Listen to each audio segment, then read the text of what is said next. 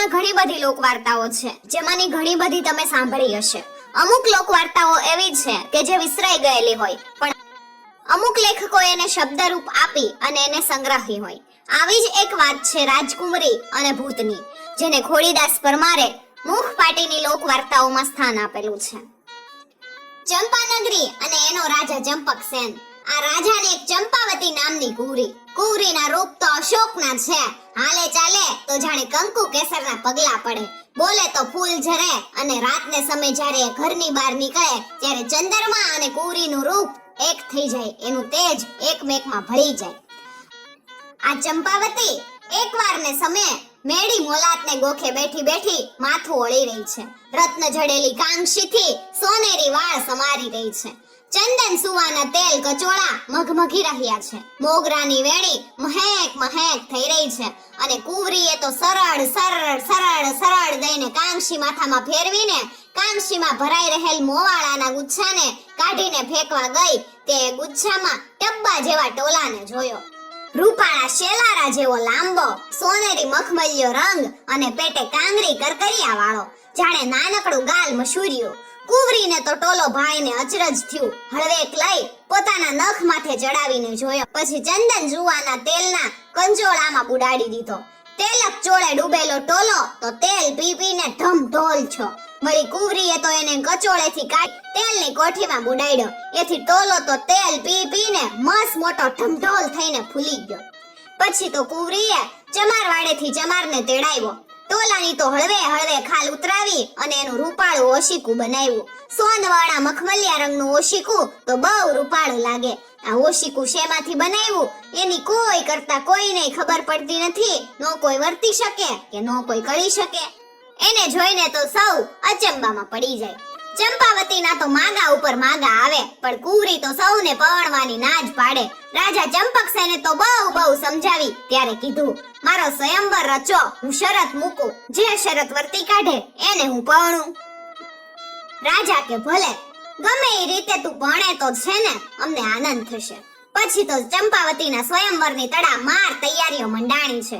દેશ પરદેશના રાજા રજવાડામાં નોતરા દેવાણા છે, અને ચંપાનગરીમાં તો એને 12 વીઘામાં અભેસ મોટો માંડવો નખાઈ ગયા છે. માંડવાને વળીએ હીરને ચીર વીટ્યા છે. વચાળે ને કોર કાંગરે જબુક દીવડા મેલ્યા. થાંભલે નાચતી પૂતળિયું, ઝુમર ઝૂલણાની તો મણા નથી. નોબત વાગે છે, શણાયુના સેસાટ ગુંજે છે. માળીડા જાવત્રીના ફૂલના ગજરા હાર ગુથીને તૈયાર ટપ્પે કરી રહ્યા છે. આ માંડવો તો ભર્યો પૂર્યો શોભી રહ્યો છે. સ્વયંવરની હાક વાગી છે. દેશના રાજા અને રાજકુંવરો બની ઠરીને આવી ગયા છે. કોઈ નમણા તો કોઈ કુબડા, કોઈ રૂપાળા તો કોઈ કાળા, કોઈ ઊંચા તો કોઈ નીચા, કોઈ જુવાન તો કોઈ ઘરડા પણ છે. માંડવે તો માણસ રોગું હૈયું દળાય એવો ભરચક સ્વયંવર ભરાઈ ગયો છે.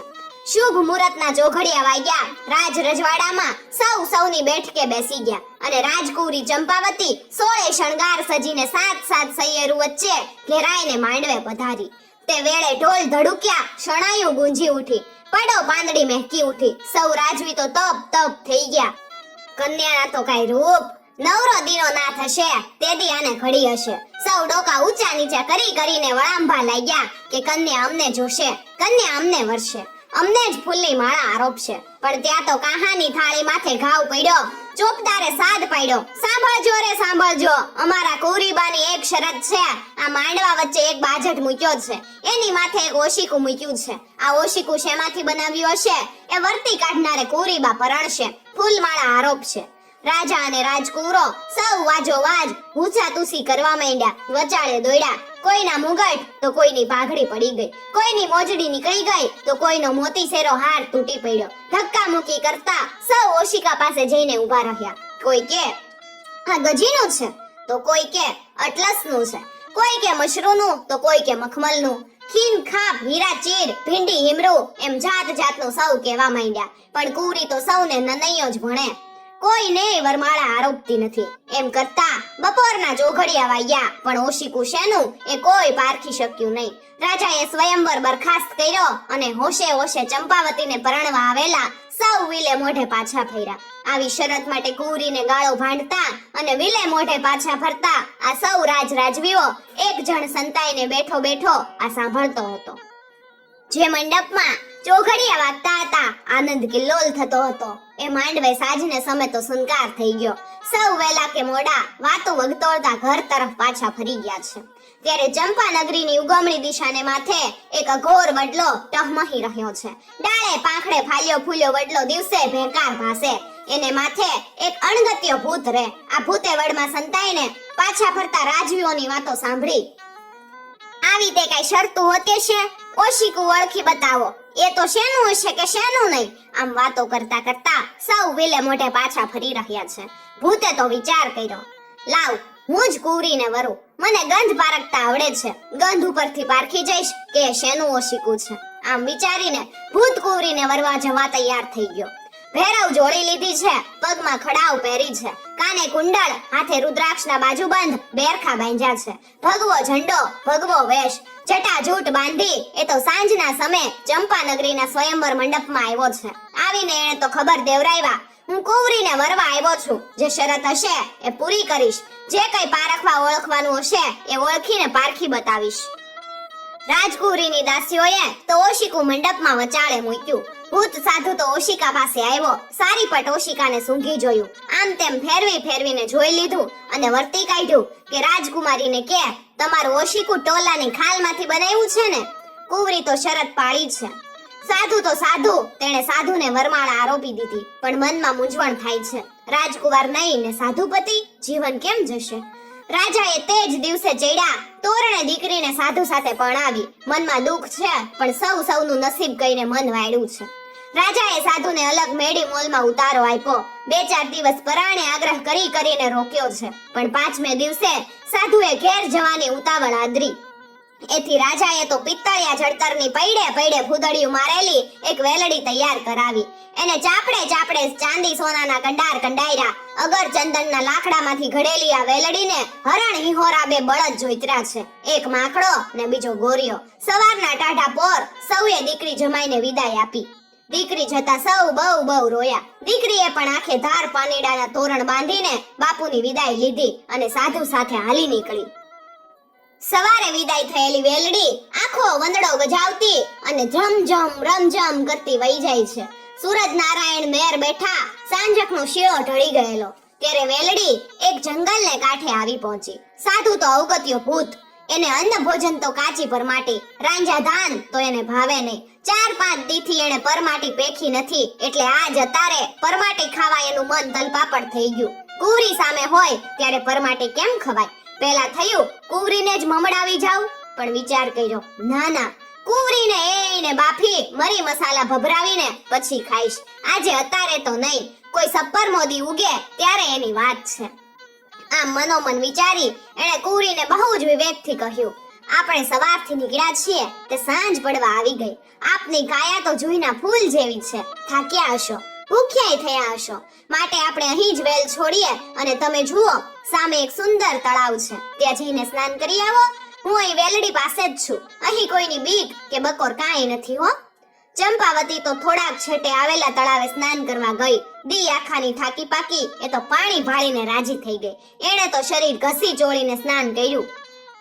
અવગત્યો ભૂત વારે લાંઘણો થયેલો, એટલે કુંવરીએ સ્નાન કરવા વાહો વાળ્યો અને આંખથી અદીઠ થતા જ એણે પોતાનું મૂળ વિકરાળ રૂપ પ્રગટ્યું. રાતે ઘૂમ આંખો, વેતની 2 રાખશીઓ અને 2 હાથના ગરજાની ચાંચ જેવા નખોરિયા ભરાવીને એણે તો વેલના માકડા બળદને વનારી નાખ્યો અને કાચો આખાય બળદને ભફ કરતો ખાઈ ગયો.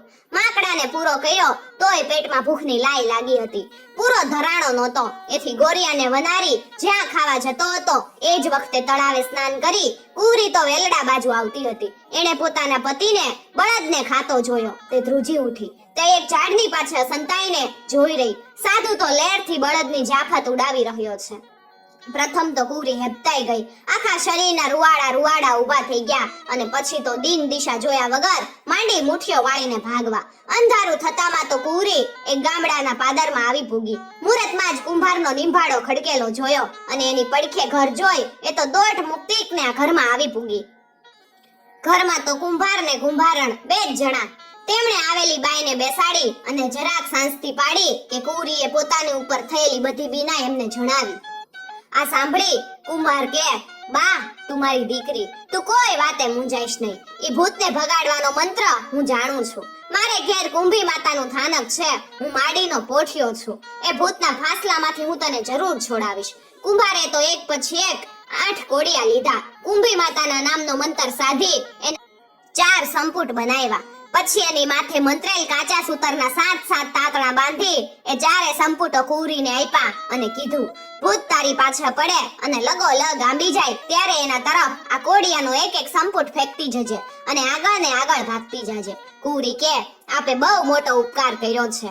હવે ભાગી નીકળું છું. હજી તો સૂરજ નથી ઉગ્યો ત્યાં ભૂત સાધુ તો કુંવરીના સગડ સૂંઘતો અને પગલે પગલું દબાવતો કુંભારને ઘરે આવી પહોંચ્યો. આવીને કુંભારને કે, એક રૂપાળી કુંવરી તમારે ઘેર છે?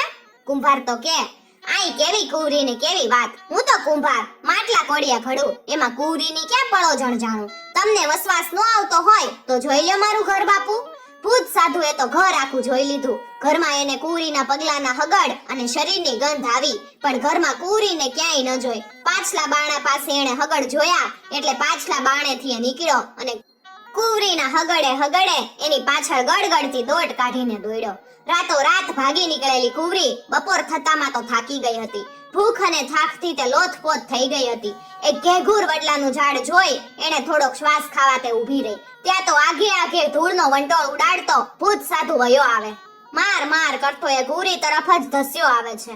કુંવરીએ જોયું કે હવે તો અબઘડી તે મને આંબી લેશે. એ આવ્યો કે કુંવરીએ તરત એક સંપુટનો એના ઉપર ઘા કર્યો.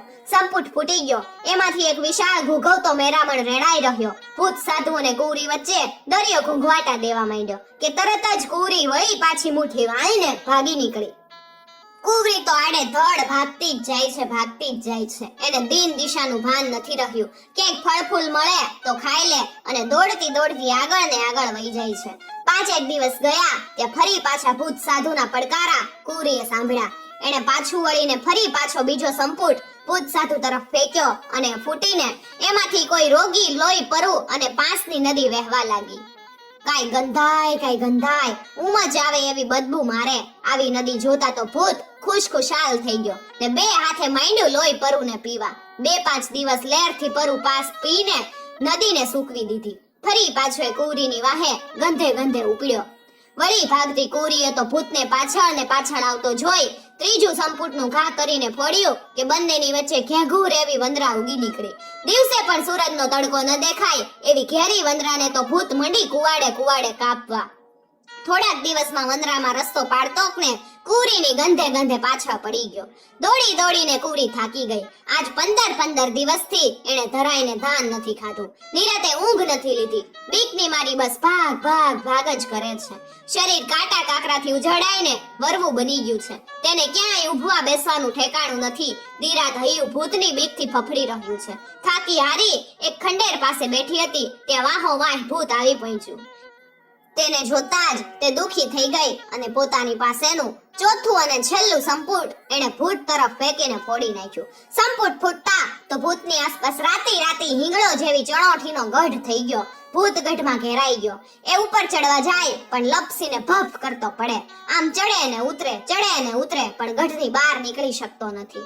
કુંવરીએ જોયું એટલે નિરાશ થઈ કે હવે આ ગઢમાંથી ભૂત નીકળી શકશે નહીં. એ તો દોડતી હાંફતી સાંજને સમયે એક શહેરમાં આવી પૂગી. રાત ધર્મશાળામાં ગાળી અને પોતાનું આ તેજોમય રૂપ સંતાડવા તેણે એક યુક્તિ વિચારી કાઢી. સવારના પોરમાં એક મોચીની દુકાને ગઈ અને પોતાની હીરાજડિત વીંટી મોચીને આપીને કીધું, મારા પંડ પ્રમાણે એક ચામડાની ખોળ સીવી દે. મોચીએ તો આ રૂપાળી બાઈ માટે પોતાની બધી કારીગરી વાપરી મજાની પંડ પ્રમાણે બંધ બેસતી ચામડાની ખોળ સીવી દીધી. કુંવરીએ તો આ ખોળ પંડ માથે પહેરી લીધી અને પહેરતા જ એ કાળી કુબડી જેવી દેખાવા લાગી. શરીરે ખોળ ધારણ કરી એ રાજ કચેરીએ આવી અને કીધું, હું એક દુખી નારી છું. વખાની મારી અહીંયા આવી છું. મને આપના રાજમહેલમાં કોઈ કામકાજ આપશો તો આપનો પાડ માનીશ. પ્રભુ રાજી થશે. રાજાએ તો આ બાઈની રીતભાત બોલવાનો વિનય વિવેક જોઈ બીજી દાસીઓ હોવા છતાં કુંવરીને દાસી તરીકે પોતાના રાજમહેલમાં રાખી લીધી. નવી દાસીને બીજી દાસીઓ સાથે રાજકુમાર અમરસેનની તહેનાતમાં મૂકી છે. કુંવરી તો ખોળ પહેરીને સર્વ કામકાજ કરે, એની બોલવાની રીતભાત, ચાલવાની ઢબ, એની સળુકાઈ બહુ જ ભલી ભાતની છે. કુમાર અમરસેન એની રીતભાત ઉપર બહુ જ ખુશ છે. બધી દાસીઓ તો એને રૂપાળી વ્રત વર્તુલા કરે, નદી તળાવે નાવા જાય, શિવ પાર્વતી ને કાલિકાના વ્રત કરે. પણ આ નવી દાસી તો આવી ત્યારથી નાઈ નથી, એને કોઈએ નહાતા જોઈ જ નથી. એ તો નાયા વગર જ લુગડા બદલી લે. આ દાસીને તો કોઈ દિવસ નહાતી ન જોતા બીજી દાસીઓ કે, એલી બાઈ તું ક્યારેય નાતી કેમ નથી? અમે તો તને ક્યારેય નાતી જોઈ જ નથી. ત્યારે કુંવરી કે, બેનો મારે તો નાવા માટે જાત ભાતના વાસણ જોઈએ, અહીંયા ક્યાંથી કાઢું? જેવા કે કમળ કાકડી ને કપૂર, કંકોડી ને આમળા, એલચી ને સુગંધી વાળો મોથ અને ચીની કબાલા. માથે અગર ચંદનનો ધૂપ ધુમાડો હોય ત્યારે મારે નાળ નવાય. આટલા વસાણા મને કેવી રીતે મળે? કોણ અપાવે? એટલે નાતી નથી. રાજકુમાર અમરસેન આ નવી દાસીની રીતભાત જુએ છે, એની સળુકાઈ અને વિવેક જોઈ તે વિચારે છે, માનો ન માનો આ સ્ત્રી કોઈ ઉચ્ચ ખાનદાનનું ફરદન છે. વખાની મારી અહીંયા આવી છે. એમાં બીજી દાસીઓ સાથેની એની નહાણ નાવાની વાતચીત થતી હતી તે કુંવારે સાંભળી લીધી. બીજે દિવસે કુમારે તો વડી વડાળણને આજ્ઞા કરી બધા વસાણા નવી દાસીને મંગાવી દીધા. આ વસાણા અને સુગંધી આવતા કુંવર દાસીએ તે સર્વને ખાંડો પીસીને લેપ બનાવ્યો અને બીજે દિવસે વહેલી સવારે શરીરમાંથી ચામડાની ખોળ ઉતારી નવેડામાં નાવા બેઠી. ખોળ પહેરવાથી એનું ઉજળું રૂપ અણદેખ્યું ઓછપાતું હતું તે ખોળ ઉતરતા ઝળમળી ઉઠ્યું. રાજકુમાર અમરસેને તો ગોખે ચડીને છાના માના નાતી કુંવરીને જોઈ લીધી. એના રૂપની મણાથી તે અંજાઈ ગયો. એના દર્શનથી તે મનોમન એને વળી ચૂક્યો કે પરણો તો આ જ સ્ત્રીને. પણ મા બાપ કઈ દાસી સાથે થોડા પરણાવશે, એટલે રીસાવાનું બાનું કરી રીસાઈને તે તો ઘોડા હારમાં જઈને સૂઈ ગયો. બીજે દી સાંજ સુધી કુંવર ન દેખાયો. પૂછપરછ શરૂ થઈ. રાજકુમાર ક્યાં? આજે આખો દિવસ દેખાયો નથી. શોધખોળો શરૂ થઈ ગઈ. પણ રાતે કુંવર ન જડ્યા તે ન જ જડ્યા. અને પછીના દિવસે તો કુંવરની શોધખોળ મંડાઈ ગઈ. દરબારગઢ, મેડી ઝરૂખા, મોલ મોલાત બધુંય જોઈ લીધું. બાગ બગીચા, વન ઉપવન બધું જોઈ લીધું. ક્યાંય રાજકુમારનો પત્તો નથી. ત્રીજા દીએ ધારના એક અંધારા ખૂણામાં એક સ્ત્રીએ કુંવરને જોયો. એણે તો રાણી માતાને કીધું કે માં, બા આપણા કુંવર તો ઘોડા હારમાં તૂટ મૂટ ખાટલીમાં ઊંધે કાથ હુતા, હાથ પગના ટૂટિયા વાળી દીધા છે. આંખ્યું તો રોઈ રોઈને રાતે હિંગોળો રોખી હોય એવી લાગે. બપોરનો સમય થતા તો રાણી માતા ઘોડા વછેરા જોવાની વશે ઘોડા હારમાં આવ્યા. દાસીની સાથે વાતચીત કરે, એલી બાઈ આ ઘોડા હાર કેમ કોઈ વાળતું નથી? જો અહીંયા તો લાડના ઢગલાય છે. આ કચરો તો કોઈએ ભાડ્યો થી લાગતો. આ ચંદીની ઓરડી તો સાવ હવડ જ હશે ને. એમ વાતો કરતા કરતા તે કુંવર સૂતો હતો ત્યાં આવી પહોંચ્યા અને જાણે અચાનક જ કુંવરને જોઈ ગયા હોય એમ, કુંવર તો અહીંયા છે. બાપલા તમે અહીંયા ક્યાંથી? અહીંયા તે આમ સુવાતું હશે દીકરા. કોઈ વૈઢું છે? કોઈએ ગાળ ભેળ દીધી છે? કોઈએ ગાળ દીધી હોય તો એ નખેદની જીભ કપાવું હો. અને તમને કોઈ આંગળી ચીંધી હોય તો એની આંગળી કાપી નાખું. છે શું આમ સુવાતું હશે?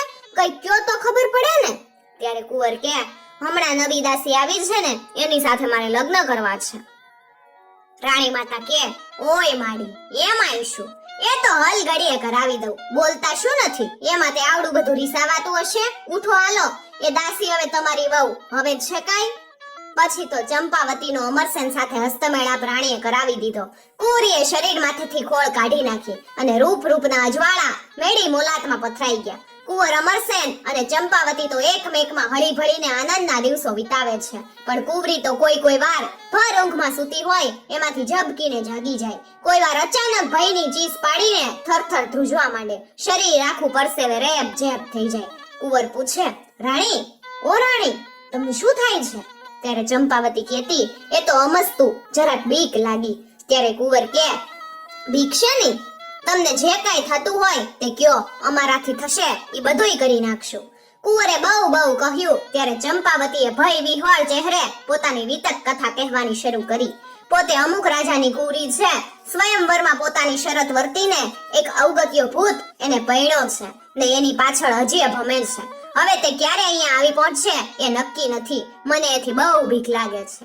આ હકીકત સાંભળ્યા પછી તો અમરસેન રાણીને ક્યાંય રેઢી મૂકતો નથી. એની સાથે ને સાથે રહે, પોતે ક્યાંય બહાર પણ જાતો નથી. વાતને તો 6 મહિનાના વહાણા વાઈ ગયા. એક દિવસ ઓલો ભૂત ચણોઠીના ગઢમાંથી છૂટી ગયો અને પછી તો એણે કુંવરીના પગલાની ગંધે ગંધે શોધ હાજરી દીધી. ફરી એણે સાધુનો વેશ પહેરી લીધો અને એક દિવસ કુંવરી છે તે નગરીમાં આવી પૂગ્યો. એક દિવસ સવારના સમયે એ કુંવરીના રાજમહેલમાં પહોંચી ગયો. જઈને ભિક્ષા માંગી. કુંવરીએ ભિક્ષા તો આપી, પણ બોરાવતા બનીને દ્રષ્ટે દ્રષ્ટિ મળી કે કુંવરી તરત પારખી ગઈ કે આ તો ઓલો ભૂત. એ જ દિવસે રાજકુંવર તો શિકારે ગયા છે. ભૂત સાધુને જોતા તો ચંપાવતીને આલોચ વિલોચ થવા માંડ્યું. એના હૈયામાં ફફડાટ માંડો નથી. હવે થશે શું? રાતે કુંવર આવ્યો, એને સાધુ ભૂત આવી પહોંચ્યાની વાત કરી ધ્રુસકે રોઈ પડી. રાત તો જમ કરતી વહી ગઈ. અંધારી 14નું કાજળિયું અંધારું ચારેય બાજુ ઘૂંટાઈ રહ્યું. અમરસેને તો તરત અંધાર પછેડો ઓઢી લીધો અને હાથમાં તલવાર લઈ સ્મશાન માથેના કાલી મંદિરે આવ્યો. કાલી મંદિરના માંત્રિક કાપાલિકને તે મળ્યો અને બધી વાત કરી. કાપાલિકે રાજકુંવરને આશ્વાસન આપ્યું અને કહ્યું, કુમાર જરાય મૂંઝાશો નહીં. એ ભૂતને ભગાડતા વારશી. અત્યારે આપ મહેલે પધારો, હું સવારના પોરે રાજમહેલે આવી જઈશ. સવાર પડતા તો માંત્રિક કાપાલિક રાજમહેલે આવી ગયા. એણે ચંપાવતીને બધી વિગતો પૂછી. ભૂતની ટેવ જાણી લીધી અને પછી રાજકુંવરને કહ્યું કે રાણી જેવડું જ એનું અડદનું એક પૂતળું બનાવડાવો. એને શયનના પલંગમાં રાણીની ટેવ મુજબ સુડાવો.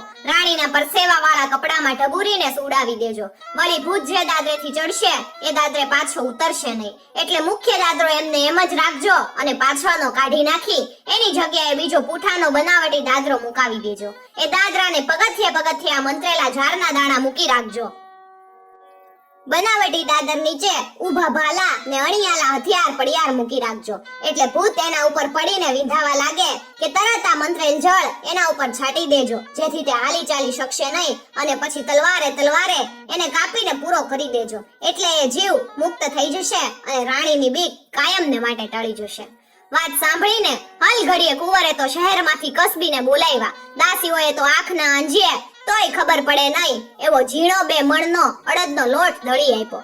કમી કસબીએ તો અડદનું રાણી જેવું જ પૂતળું બનાવવાની તૈયારી આદરી દીધી. ઝીણા દળેલા લોટમાં તલનું તેલનું લચપચતું મોણ નાખ્યું. પછી તો પાણીને બદલે ઊંચી જાતના મદિરાથી લોટ બાંધી મસળ્યો. તજ, લવિંગ, એલચી, એના જેવા સુગંધી મસાલા અને ગંધીલો માળવ્યો, ગોળ અને બાવળનો ગુંદર વગેરે કાલવી ભેગું કરીને અડદના લોટમાં ભેળવી દીધું. પૂતળું જોઈને સૌ ભૂલી જાય કે સાચી રાણી આ કે ઓલી. દીવે વાટો ચડી. મંદિરોમાં ઝાલર ઝણઝણી એવા દેવના રથ ફરવાને ટાણે કસબીઓએ તો રાણીના પૂતળાને તે જે પલંગ માથે પોઢે તે પોઢાડી દીધું. રાણીની પરસેવાના ગંધવાળા કપડા તે પૂતળાને પહેરાવી દીધા. જાણે રાણી જ સૂતી હોય એવી રીતે પૂતળાને ઢબુરી સુરાવી કમી કસબીઓ સૌ ચાલ્યા ગયા. અમરસેને બાકીની માંત્રિક કરેલી બધી જ તૈયારી કરી દીધી. ઉપર જવાનો દાદરો એનો એ લાકડાનો રાખ્યો, પણ પાછળ ઉતરવાનો હાચો દાદરો કાઢી નાખી તે પૂઠાનો બનાવટી પણ હુબહુ દાદર જેવો દાદર લાગે એવો ગોઠવી દીધો. એના પગથિયે ઝારના મંત્રેલા દાણા મૂકી દીધા અને દાદરની નીચે અણીવાળા અને સજેલા હથિયાર પડિયાર ગોઠવી દીધા. પોતે હાથમાં ખુલ્લી તલવાર અને મંત્રેલ જળ લઈ એક અંધારિયા ખૂણામાં સજ્જ થઈને ગોઠવાઈ ગયો. આખા રાજમહેલમાં નિસ્તબ્ધતા અને શાંતિ છે. રાણી ચંપાવતીને એક ઊંડા અંધારિયા ભોયરામાં ઉતારીને સંતાડી દીધી. એની આસપાસ ગુગળ અને સુખડ ચંદનનો ધૂપ ધુમાડો કર્યો, જેથી રાણીની ગંધ ભૂતને ન આવે. ખુલ્લી તલવારે અને સજ્જ તીરકામઠે ચોકીદારો આ ભોયરાની ચોકી કરી રહ્યા છે. તોય રાણીના મનમાં તો ફફડાટ સમાતો નથી. સૌ ચૂપચાપ સજાગ થઈને બેઠા. અધરાતનો સમય ભાગ્યો છે. રાત ધીમે ધીમે ઘેરી થતી જાય છે. સ્મશાનની ભેરબો ખળેલીને બોલવા માંડી. શૈનનાર નીચેના કાદા પાસે હોય ઓળો દેખાયો. સચેત ચોકીદાર સાવચેત બની ગયા. ઓળો ધીમે ધીમે દાદર પાસે આવ્યો. હળવે પગલે દાદર ચડ્યો. શયનખંડમાં પ્રવેશ્યો. એક બાજુ ઊભા રહી એણે બધે નજર માંડી દીધી. કુંવરીને એકલી જ પલંગમાં જોઈ એ ઘસઘસાટ ઊંઘી રહી છે. એણે નાકથી ગંધ પારખી તો કુંવરી વાળી જ વાસ હતી. ખંડમાં એક દીવો ધીમે ધીમે જલી રહ્યો હતો. એની પાસે આવ્યો. ફૂંક મારીને ઓલવી નાખ્યો.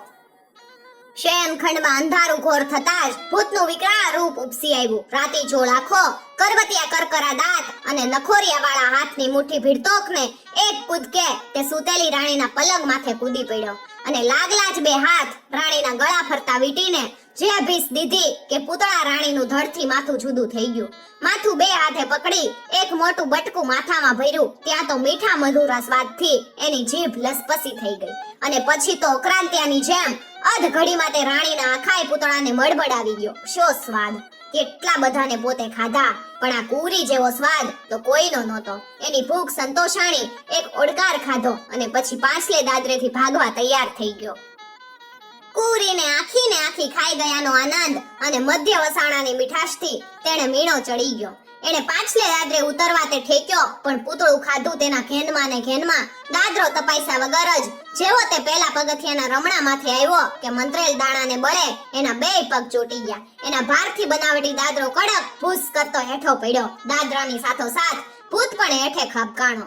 ભૂત નીચે પડ્યો કે તરત રાજકુમાર અમરસેને મંત્રેલું જળ એના ઉપર છાંટી દીધું. એથી શિંગડા જેવો થઈ ગયો અને કુમારે સબો સબ કરતી તલવારની એના માથે બગડાટી બોલાવી દીધી. ભૂતે કાળો કળેલાટ મચાવ્યો. આખા શરીરે તલવારના ઘાથી એ વેતરાઈ ગયો અને પાણી કરતો તરફડિયા નાખતો સ્વધામે પહોંચી ગયો. વહેલી સવારે શહેરમાં ધડુમ કરતી તોપો ફૂટવા માંડી. રાજરાણીને ભોયરામાંથી બહાર કાઢી. મરેલા ભૂતને જોઈ તે છળી ઉઠી. પછી તો માંત્રિકોને બોલાવી તેમને ભૂતનું શબ સોંપી દીધું. સવે ભૂતને બાળીને ખાક કરી નાખ્યું. તે આજની ઘડી ને કાલનો દી. તે પછી તો થોડા દિવસોમાં જ રાજકુમાર અમરસેન અને ચંપાવતી પોતાના પિતાના રાજમાં આવ્યા. રાજા ચંપકસેન પોતાની કુંવરી અને જમાઈને મળીને ખૂબ રાજી થયા અને બંનેને મહિનો માસ રોકી પુષ્કળ કરિયાવર આપી દીકરીને સાસરે વળાવી. પછી તો એણે ખાધું પીધું ને રાજ કર્યું. મિત્રો, આવી જ બીજી મુખ પાટીની લોક વાર્તાઓ સાંભળવા માટે ચેનલને જરૂરથી સબસ્ક્રાઇબ કરી સાથે આપેલું બેલ આઇકોન પ્રેસ કરજો, જેથી આવનાર નવા વિડીયોઝની નોટિફિકેશન સૌથી પહેલા તમે મેળવી શકો.